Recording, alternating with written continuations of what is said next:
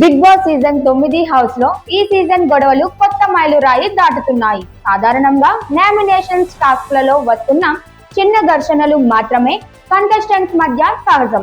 కానీ ఈ సీజన్ లో ఎక్కువ కంటెస్టెంట్స్ వ్యక్తిగత ఎటాక్స్ లో లింపుగా పడుతున్నారనే అభిప్రాయం రాకపోకుండా ఉండడం లేదు.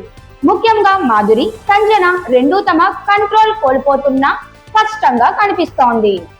సంజన మొదటి వారాల నుండి హౌస్ లో కొనసాగుతూ తన తప్పులపై ఎవరైనా మందలిస్తే అటాకింగ్ లో దిగుతోంది. కేవలం వాదనలు మాత్రమే కాకుండా వ్యక్తిగత స్థాయిలో ప్రతిస్పందించడం ఆమెకు అలవాటైంది. ఇదే కారణంగా ఈ సీజన్ లో ఆమెకు ఇన్విజిబుల్ కోట్ కూడా ఇచ్చారు.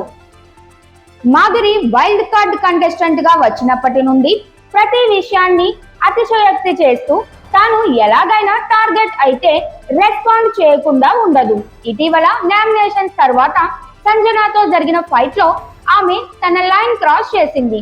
సంజనాని షటప్ చెబుతూ తన మాటను నొక్కి చెప్పింది. ఇది హౌస్ లోని వాతావరణాన్ని మరింత ఉరుకుపెట్టింది.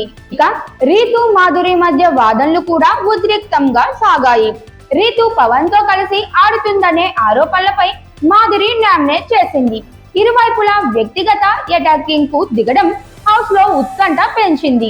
ఈ సీజన్ లో కంటెస్టెంట్స్ తమ సెల్ఫ్ కంట్రోల్ కోల్పోవడం, చిన్న విషయాలపై గొడవలకు వెళ్లడం ఆడియన్స్ కు కూడా హెడ్ఏక్ అవుతోంది. ఇలాంటి సందర్భాల్లో వీకెండ్ నాగార్జున క్లాస్ ఇస్తారో లేదో చూడాలి. ఆటపరంగా సరైన వాదనలు, రూల్స్ లోనూ సరైన ప్రతిస్పందనలు మాత్రమే తగినవి. కానీ వ్యక్తిగత స్థాయిలో అటాక్, కంటెస్టెంట్స్ మధ్య ఫైట్స్ కొనసాగించడం హౌస్ డైనామిక్స్ ను ఇంకా టెన్షన్ గా మారుస్తోంది. ఈ సీజన్ ప్రేక్షకులను ఎంటర్టైన్ చేస్తూనే కొంత అసౌకర్యాన్ని కూడా సృష్టిస్తోంది.